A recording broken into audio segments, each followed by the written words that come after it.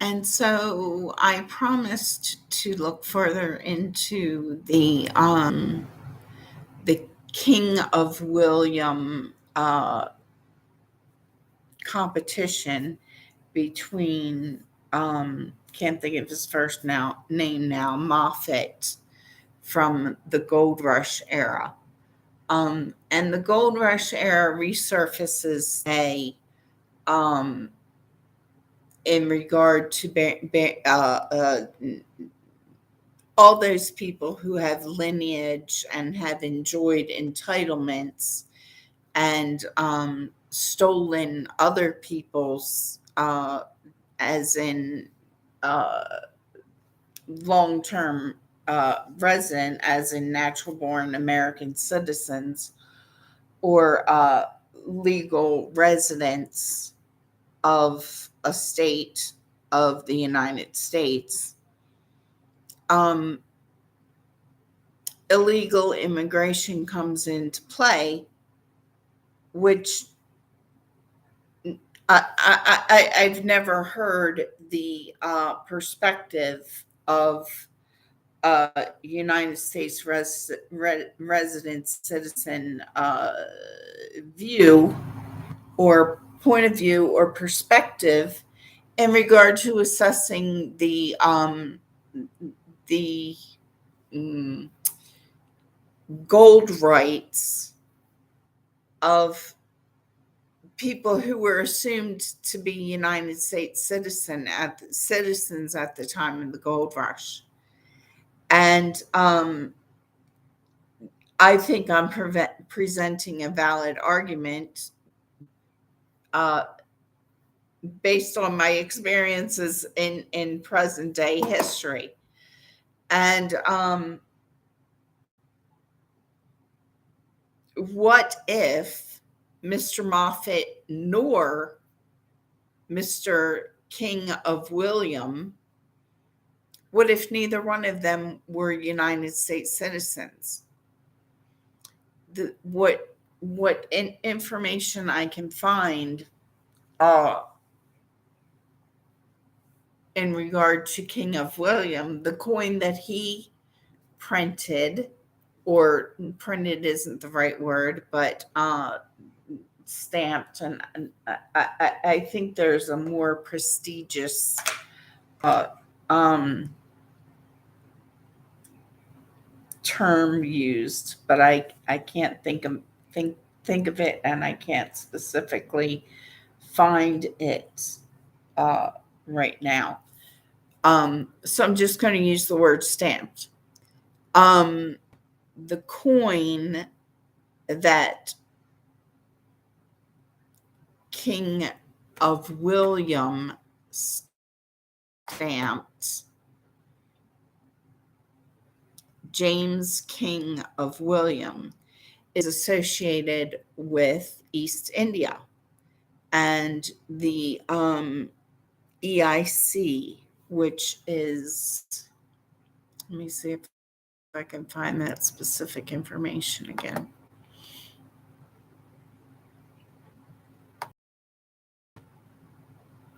The moher is a gold coin that was previously produced by several governments, including British India, under the auspices of British East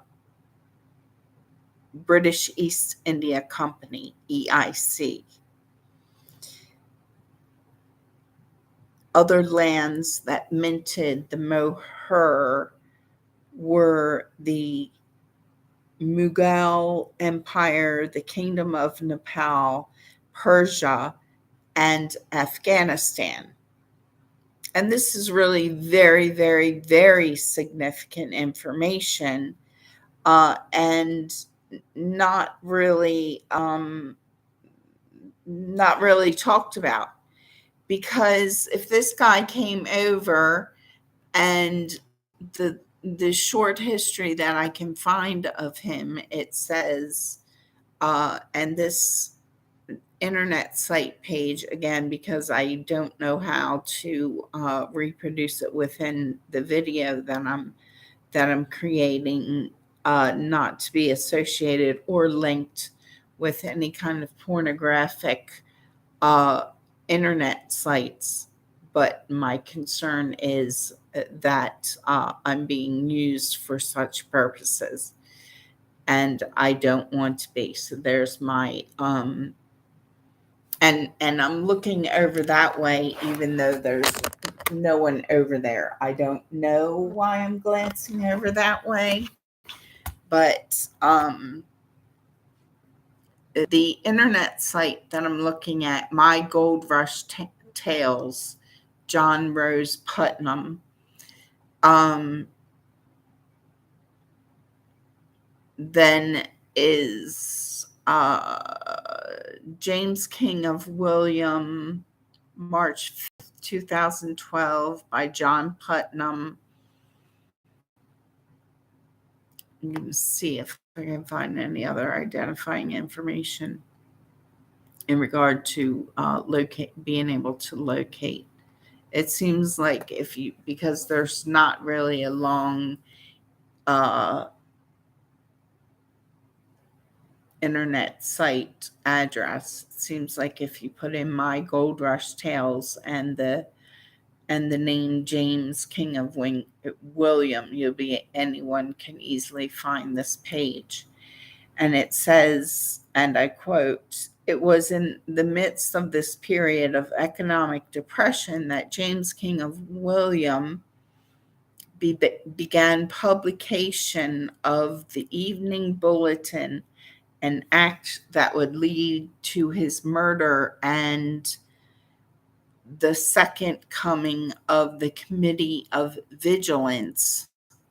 Born January 22nd, 1822, a native, or so it says, of Georgetown in the District of Columbia, he began his career as clerk in a bank in Washington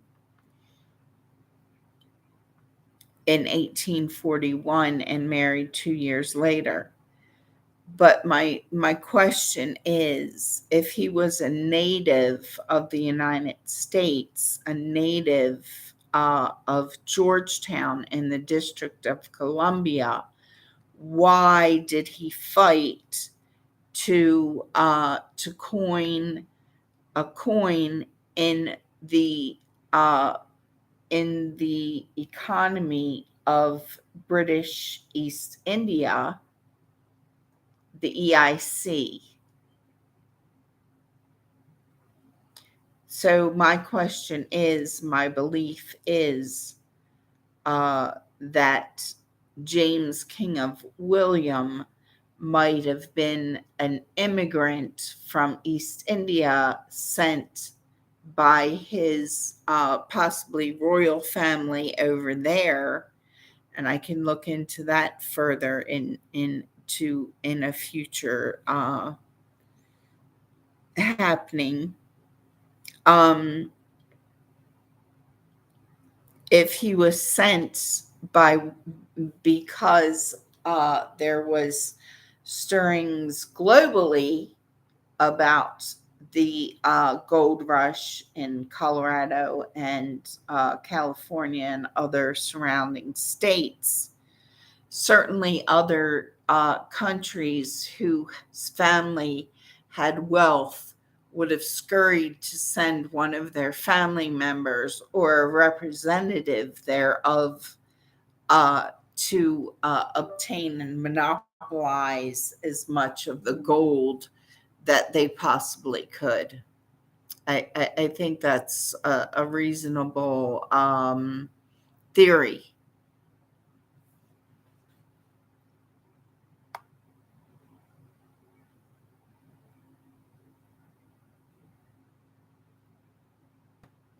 And thereby, and interestingly, my grandmother William, if when the way that this is put, James King of William,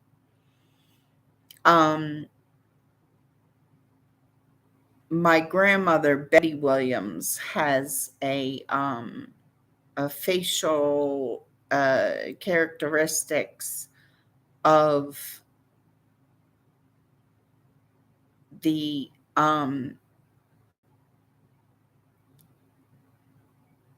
of the countries involved in the EIC, which, what did I say?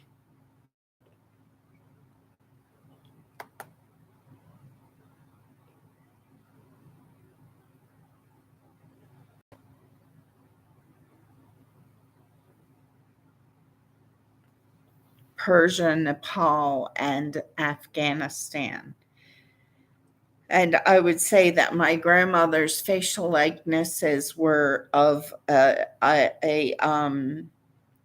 East Indian Afghanistan mix.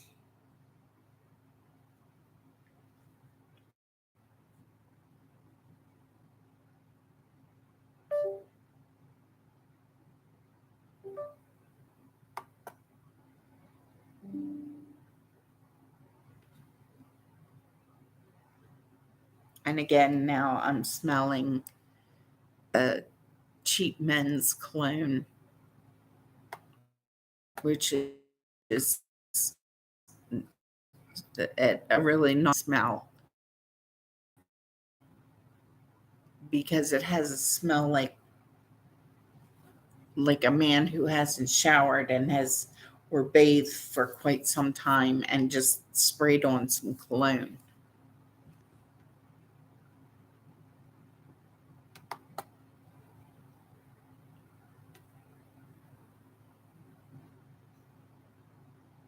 And now I'm also smelling like an undertones of marijuana. Like I can smell marijuana.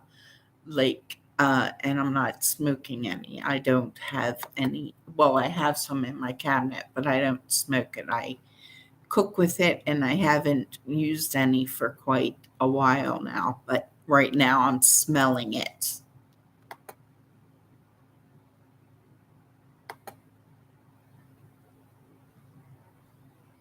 I'm making note because of the research that I'm doing identifying surrounding who might be surrounding me in other units and conducting activities I don't want my postings to be attached to,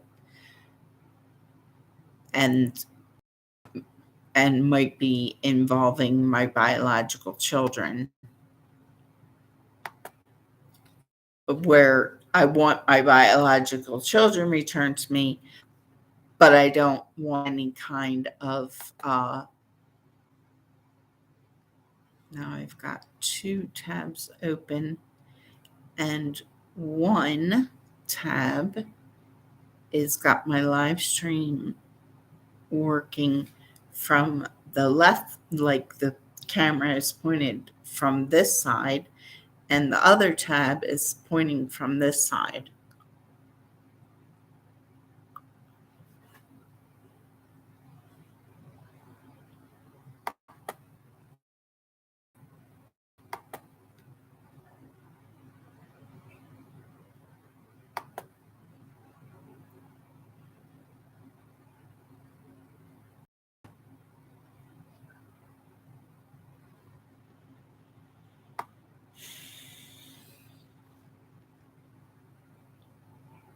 The I wanted to know what the meaning of the word mohair in this particular internet site, which has a longer address, but I just um,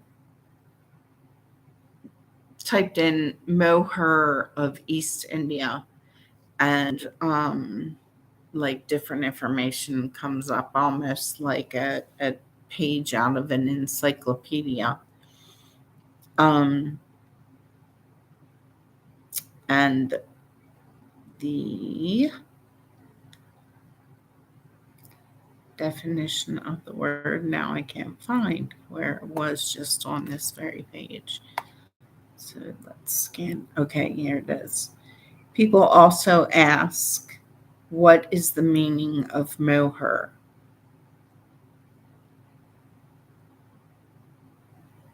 The word mohair of MO it's spelled Mohur or Mohor,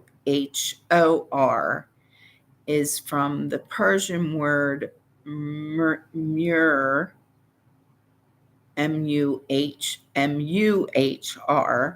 which means seal, and is cognate with the Sanskrit word mudra, which in turn comes from mudranam, which also means seal. I'm going to pull this up more because I need more history on the royal family of William or King William.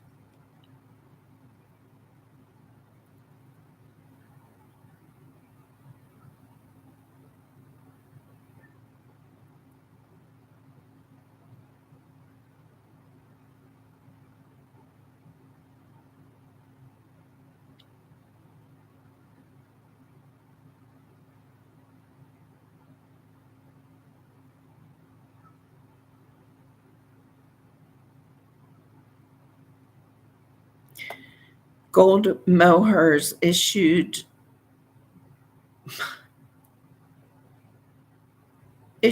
by the Mughal Empire, the British East India Company, or British Crown, are valuable collector items and sell in auctions for high prices.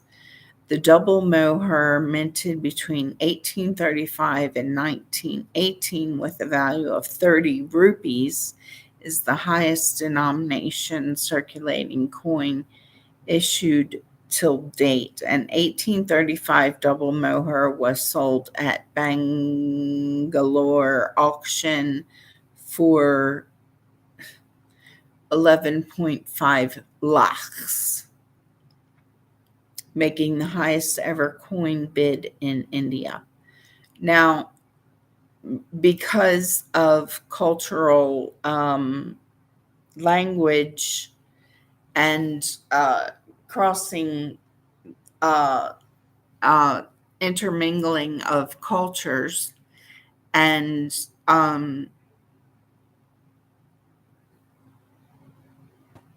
you have to identify at this point the different interpretations, even by way the word lock and how it is pronounced and how it can be interpreted and how it can be.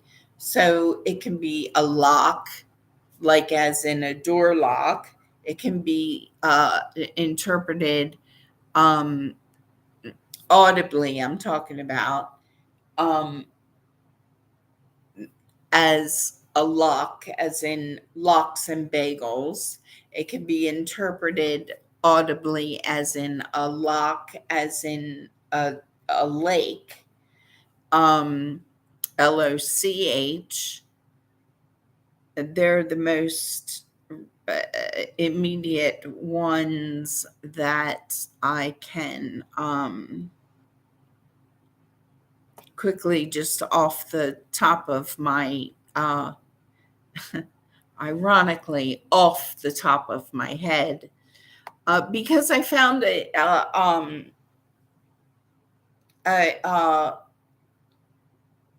a gift to the Queen of England. It's really kind of irritating to me that one person has had such a such held such prominence in a global economic and political position for such a long time. I don't think it should have been allowed. Um, and the more information that I discover through research of unrelated or seemingly unrelated, and in regard to how I have been treated in my own country, and in regard to things I experienced in my own country, in regard to things I've talked about extensively. Um, the there was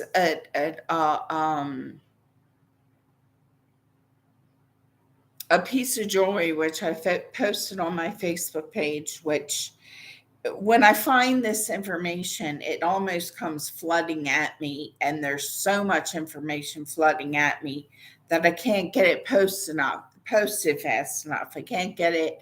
If I had a team of researchers who was working with me, then I could, but but I don't have that. Um, but there, and it's a very colorful piece of jewelry, and it's a necklace, and immediately I didn't like it, and it wasn't necessarily uh, uh, it, it was part of it was because of the very many colors in it. I find it um I'm not a really like color. um I'm a basic color kind of person. I don't like a lot of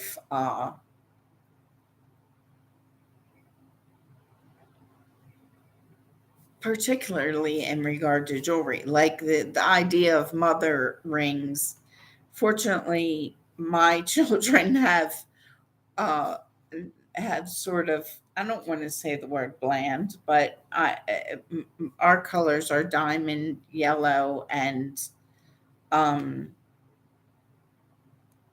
because I can't remember the name of the stone associated, citrine, I want to say, but the colors are white, blue, and yellow, and I think they coordinate nicely. Um, when you go into like a grandmother's ring and a mother's ring, and you got all kind of different colors going on, I never like. That's why I never liked the idea of a mother's ring, because I never liked that very multicolored uh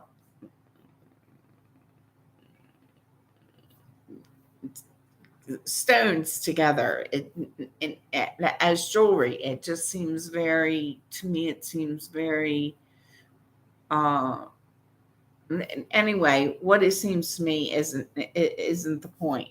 The point is that this piece of jewelry was very colorful, but it was more the design of the jewelry, of the piece of jewelry, that I didn't like. It was like, had like symbolism.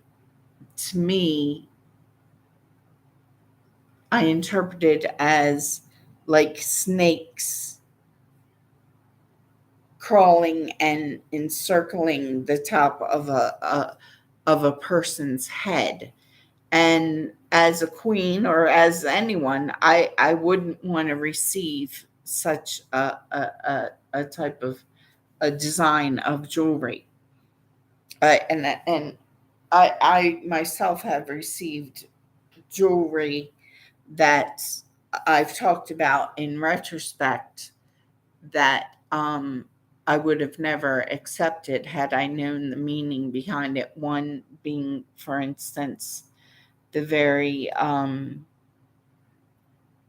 ring that was given to me by Charlotte Henderson, antique ring that when I was 21, which 85, I was 21, 1985.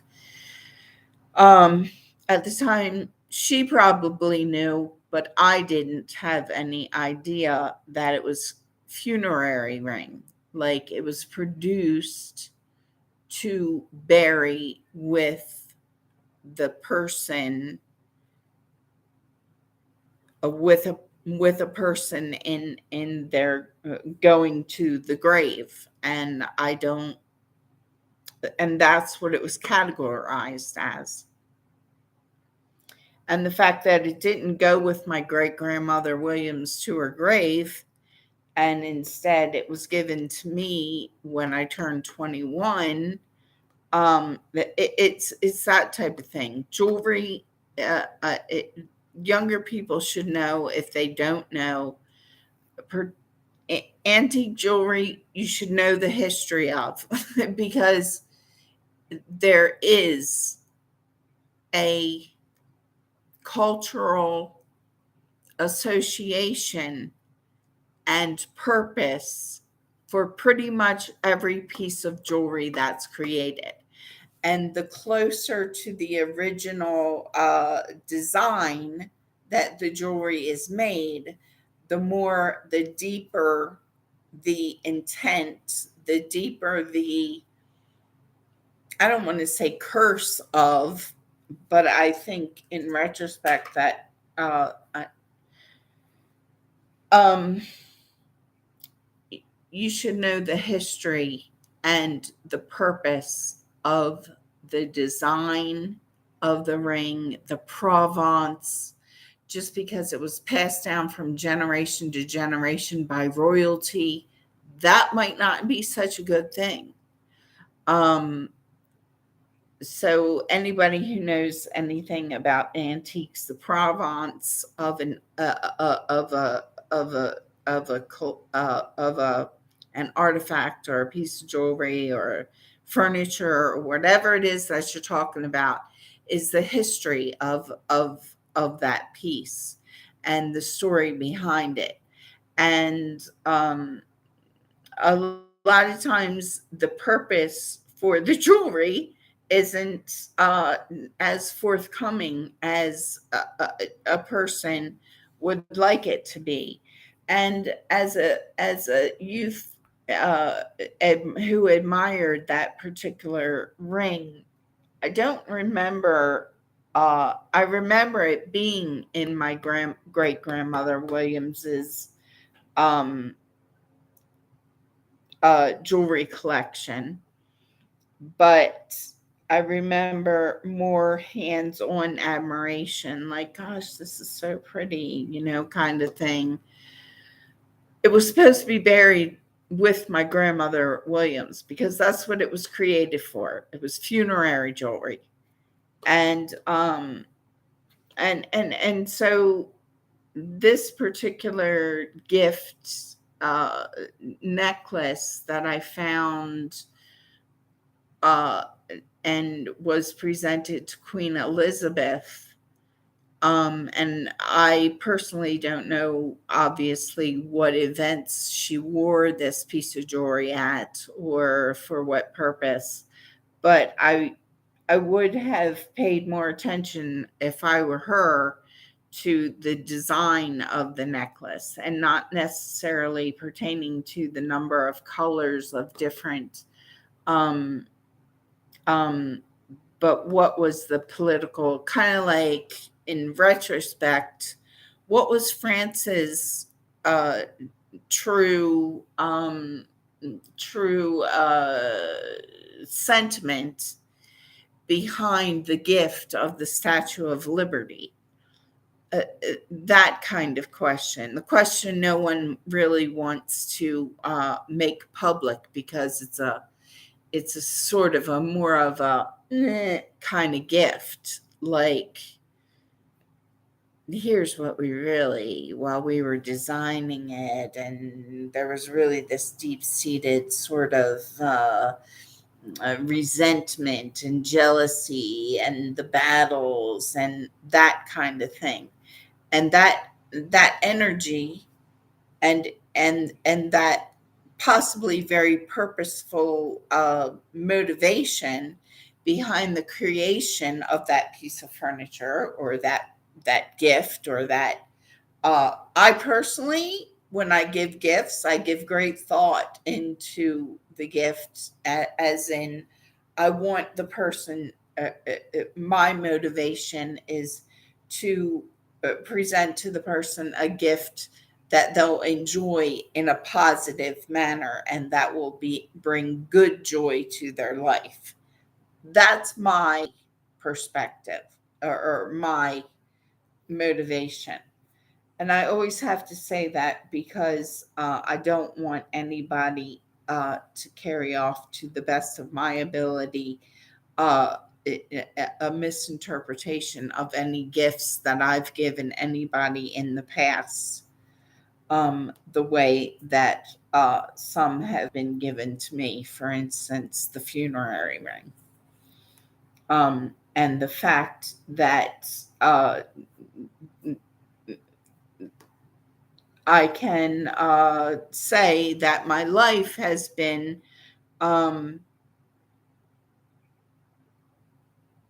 my physical safety has been very specifically what can be interpreted as purposefully intentioned of for compromise of my further existence and ability to breathe above and be above ground, um, several times, and several times with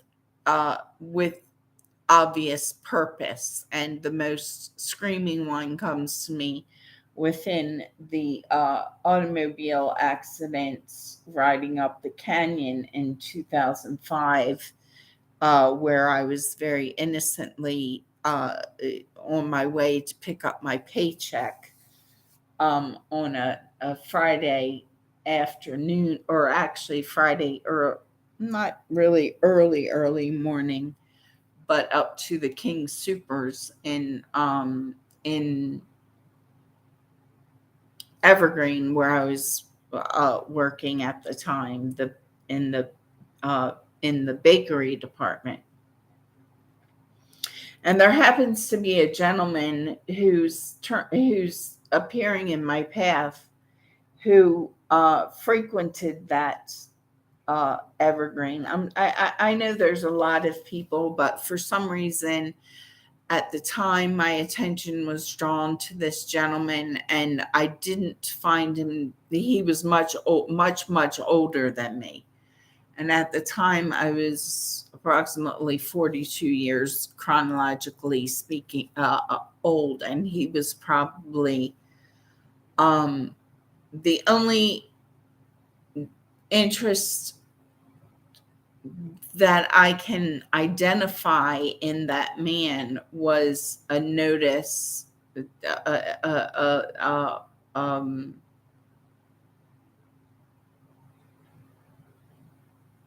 uh, was that at the time I myself was participating in very healthy eating, very healthy activity, and I jogged on a regular basis 5 days a week, and I worked out at the gym. Uh, I worked out at a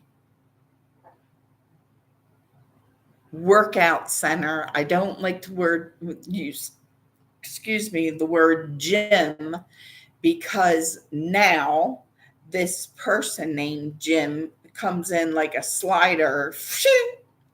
Uh, so when I say I worked out at the gym, it's like in my subconscious, but visual subconscious, he comes like one of those little excuse me, side notices that slide in on your computer screen. um but this particular gentleman appears in my path periodically, right, these frequent days, um and he has a very uh chronologically speaking, I would say he's about um 90 years old, but a very in it, like he And at that time, my attention was drawn to him at King Supers because I noticed that he was wearing like a running garb, and in specific, he was wearing a running jacket that was the exact same colors, green and blue, of one that I wore to go jogging myself. Now, this is a much taller man. I'm not insinuating that he was wearing my jacket or anything like that. I just noticed because I was like, oh, he's wearing the same. I wonder if it's the same brand kind of thing. And his jacket looks just like mine. And only the color scheme was opposite, but it was almost like the same jacket, but where in my jacket, it's significant because I need to acknowledge yet show I need to acknowledge that this person is appearing now in my life from what I can say on more frequently than I ever had any kind of involvement with this person from back in 2005 when I was working. And if the FBI is investigating the car accident that I was in, then this information may be pertinent.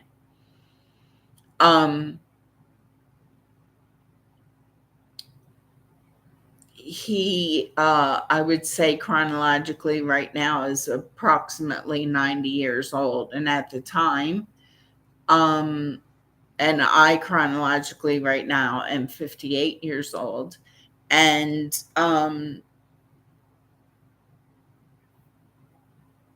the brand of the jacket that I was wearing when I was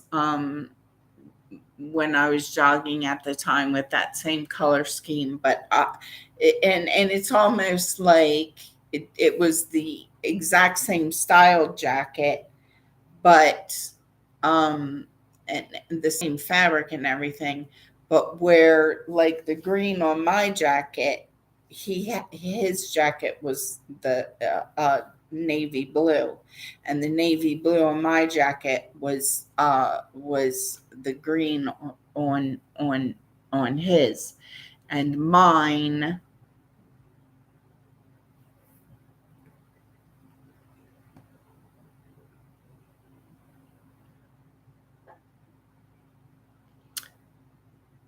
more importantly right now, facially he has a likeness in my perspective to Nicholas Rourke. So he might be lineage or he might be facelifted and be much older than even 90 years old right now.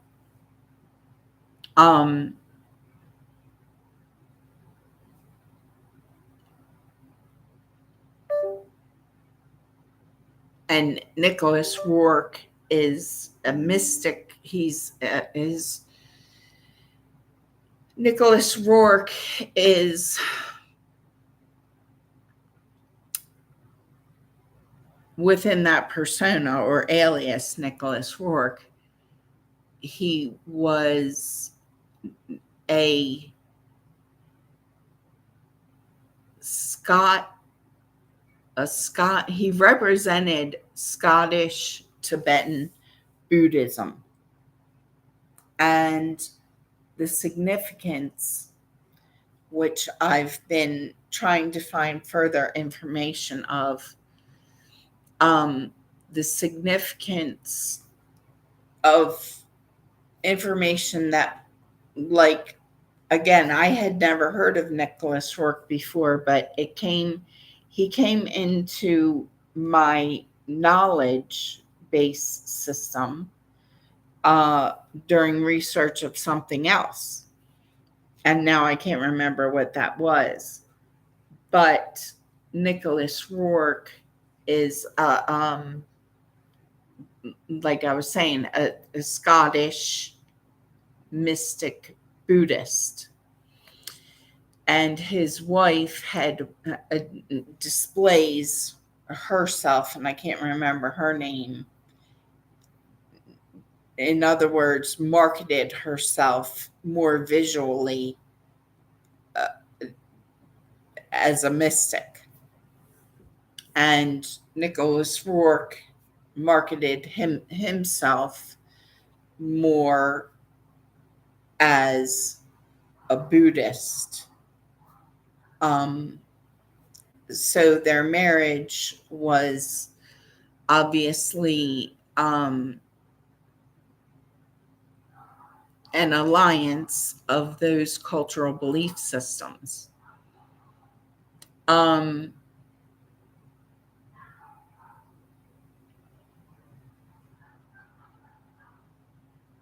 but the fact that the documentary that I watched about him originally, and again, I can't remember why I came upon the name Nicholas Rourke,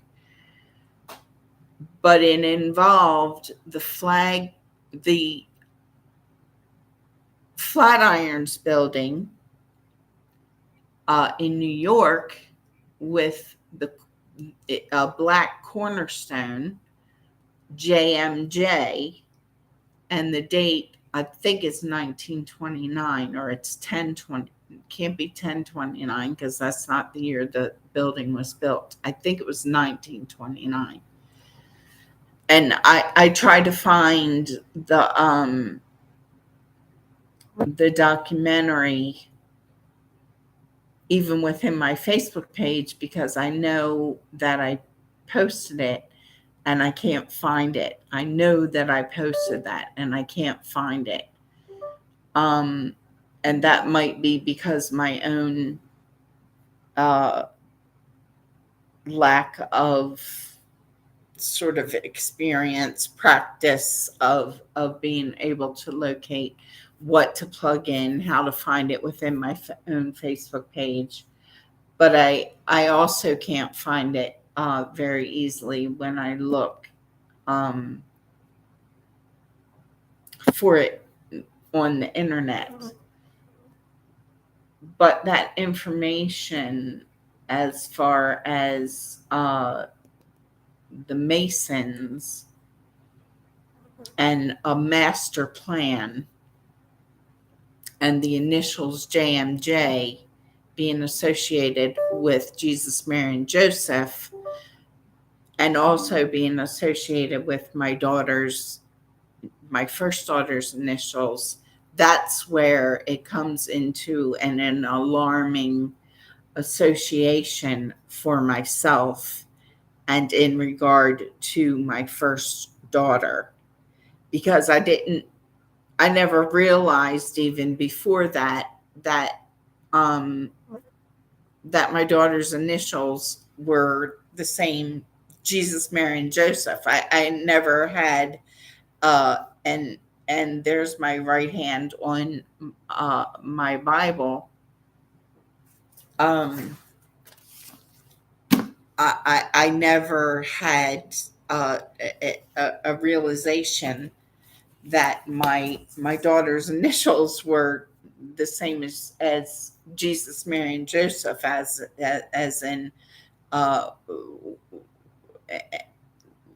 JMJ.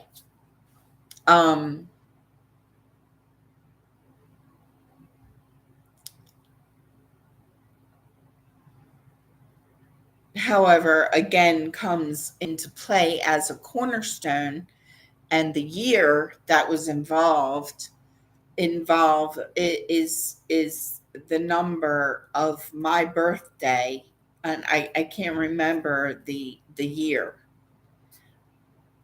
I want to say it was 1929, and 1 plus 9 is 10, which is and you might think it's a distant sort of grasping information. You're going out on a stretch there, aren't you? But no, because as things are playing out through history, and the master plan of Mr. Rourke's branch of intercultural belief systems if he had a master plan or was part of a secret society branch of the Royal Order of Mystics who were targeting Christians, then that building and this information is very significant again in regarding uh, experiences that me and my biological daughter have undergone. Um, and it can even be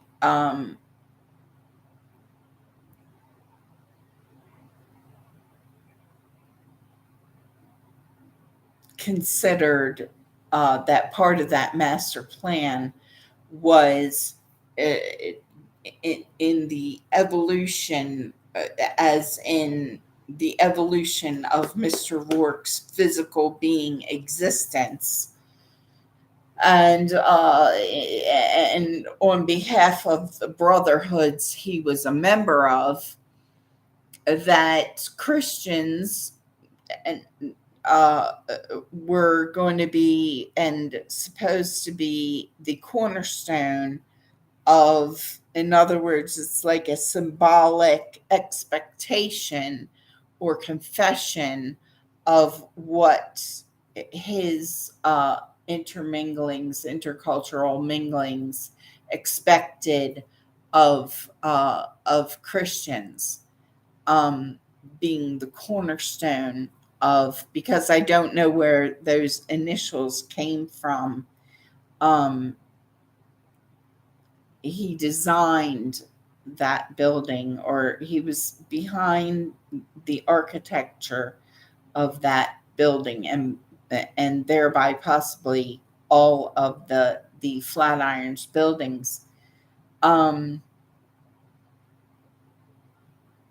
but that particular one in New York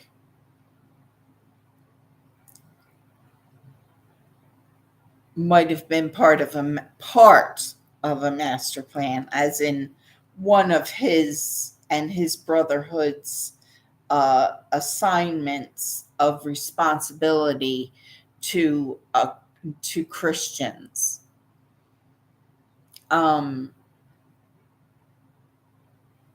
And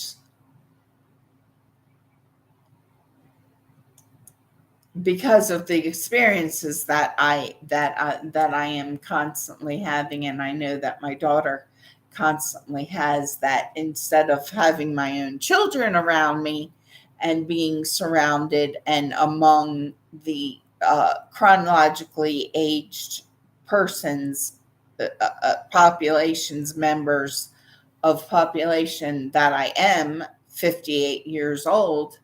Instead, I'm surrounded constantly by much older people, as in, I can't escape the number of 70, 80, 90-year olds, of which I'm constantly surrounded by. And it's very, it's not a pleasant existence. And it's been throughout my entire life. And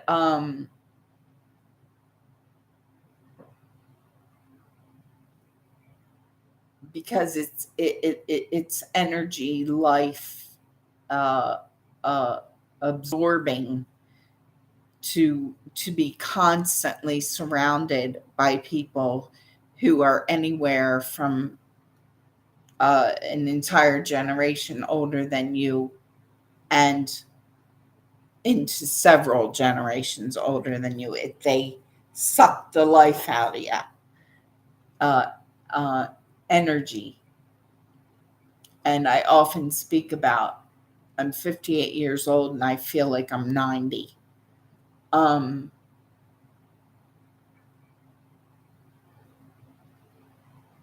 and so that might have been part of the Mystic Society and his other brotherhoods that he might have been a part of. That was their goal, to expect that Christians, take care of them. And I'm telling them it's not my responsibility. My calling as a Christian is and shall continue to be to raise my own biological children. In other words, his cultural belief system doesn't really matter to me, just like mine doesn't matter to him. And he doesn't really have any right, he or no one else has any right to assign to me what my Christian responsibility is to him or anyone else. Um,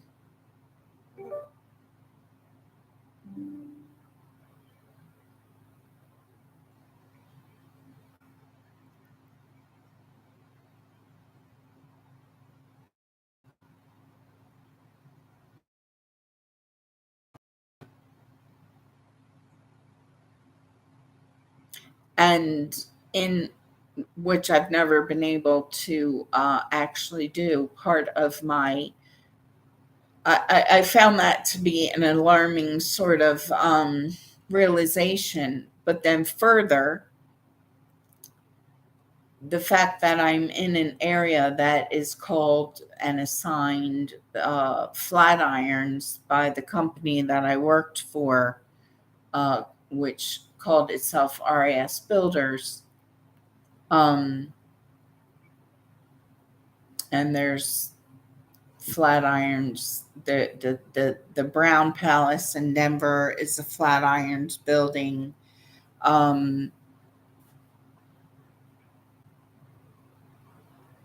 Those buildings were called that for a reason.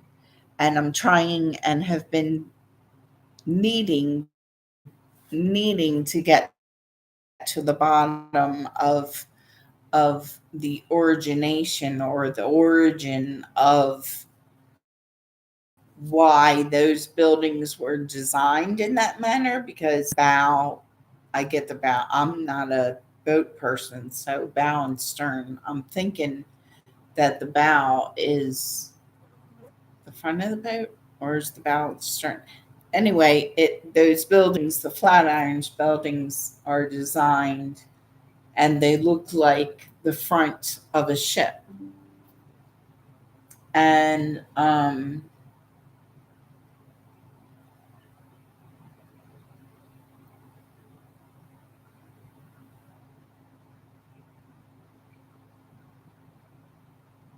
I never did understand why the certain rock formations are called the Flatirons here in this area of Colorado. But the word Flatirons is assigned to the area, like as in the Flatirons Mall.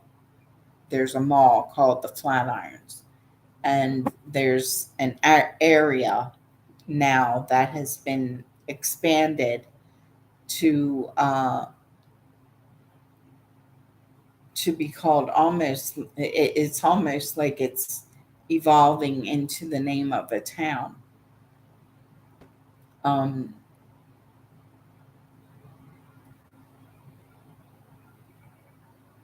And so I've been needing to get to the origin of why is that called Flatirons? Why are those that particularly a particular designed building that actually, when you look at it, looks like the front of a ship? The way those buildings come to a point. come to a point.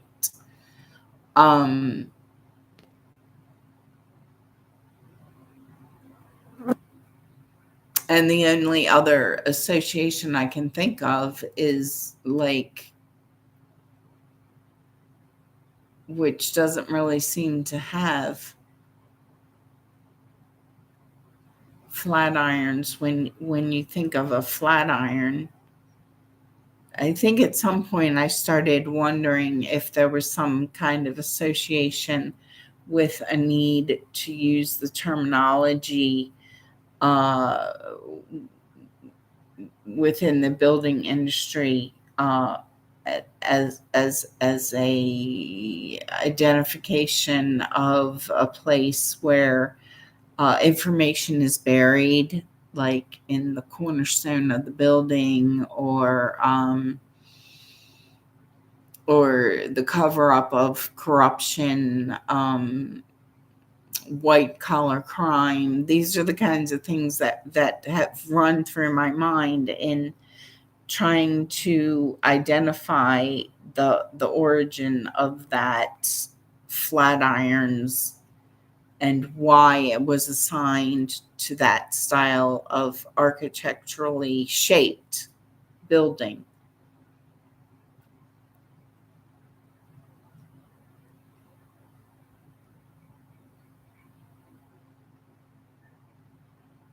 And I think that anybody who's been treated as lesser than in regard to citizenship or worthiness of having equal rights or equal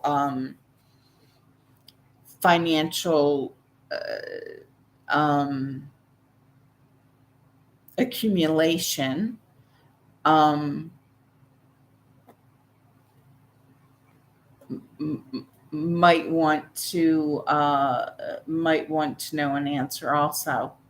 Because what's interesting to me also is the number of different populations of people that come in as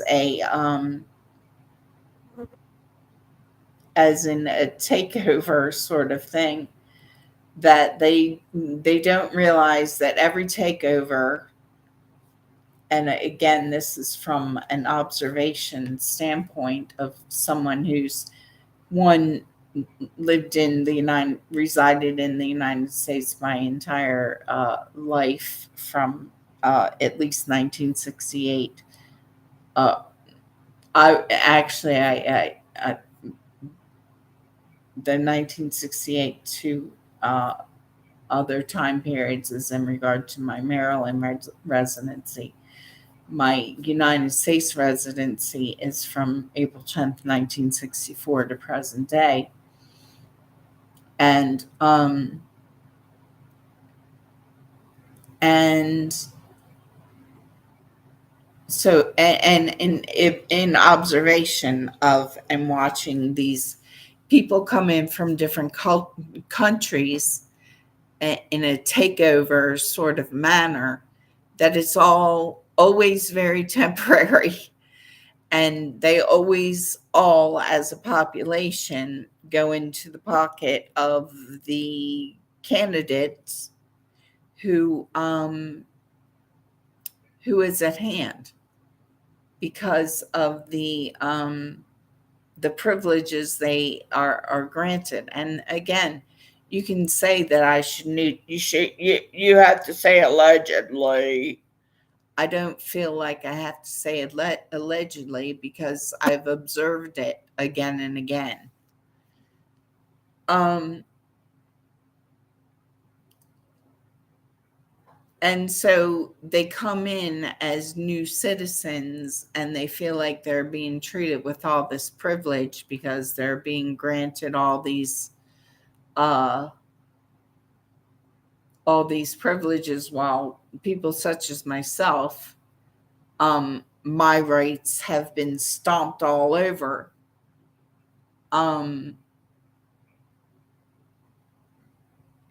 Those people should realize that it's always very temporary, and it's always the people who have been throughout history, even though they're members, those people are members of different cultures. They have a long standing brotherhood of placement, and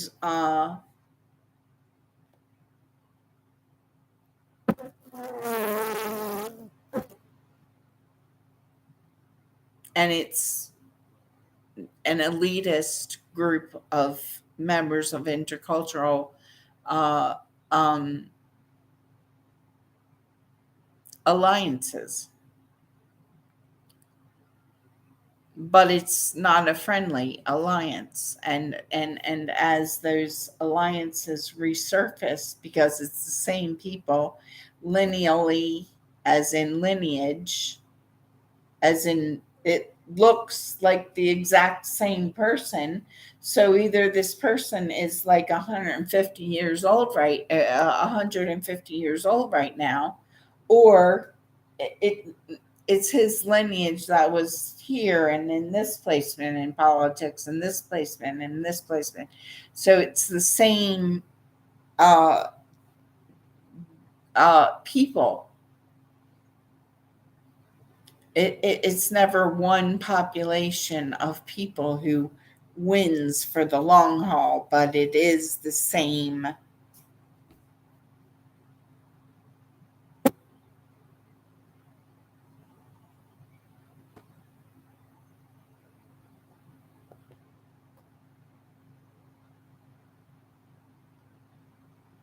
Hierarchical.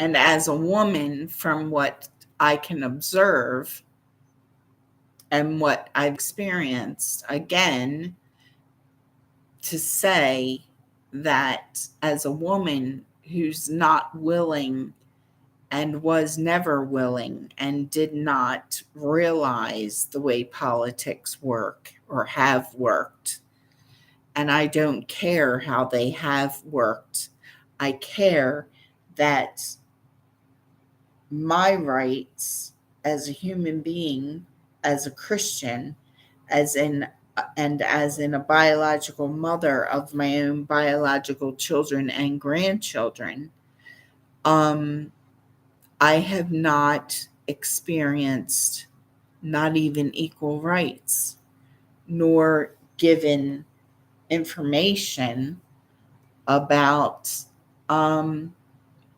such things as land ownership rights, that if I had been given that information when certain entities and companies had, and members of management had that information, had given me that information, I wouldn't have lost custody of my children in the first place.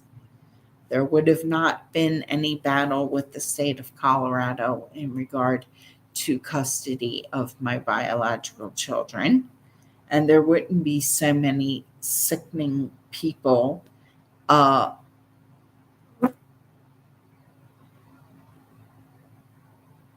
involved in my children's lives.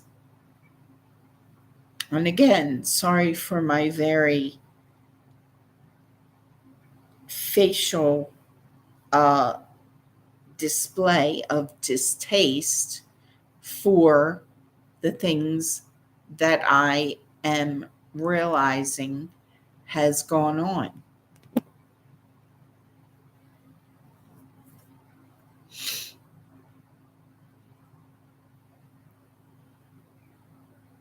And my serious distaste for other women who have biological children that have not um, uh, uh, come forward uh, in a continuous one side, dude. I'm not flip flopping. I'm not uh, running from town to town presenting a stand in this town different from what over here. I'm not presenting my character or my name or my belief system different depending on who's winning the battle in what state or town. Um, I'm fighting for my children in any and every way I possibly can. Um,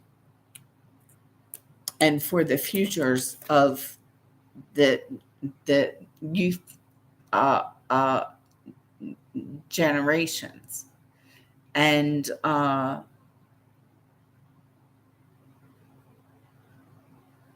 to see how the race card is used in such a strategic manner to maintain the way things have always been, and to see such issues as illegal immigration being used in the way things have always been, and such things as pornography um,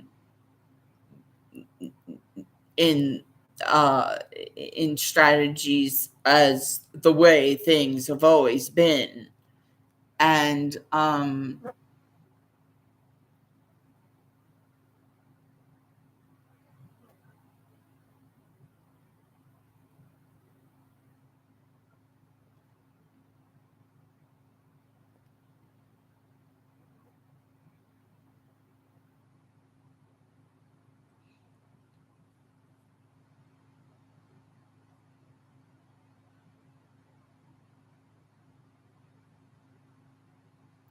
And even in the media, bringing different perspectives, not really different perspectives, but I was listening to um, the environmental issue, and the people who were involved back in the 1960s are now presenting it as though they're this new perspective,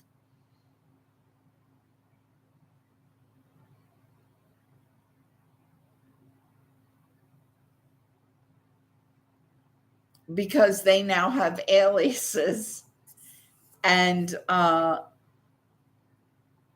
through grandparents' rights, and they're enjoying the energy of other people's grandchildren and children, and uh,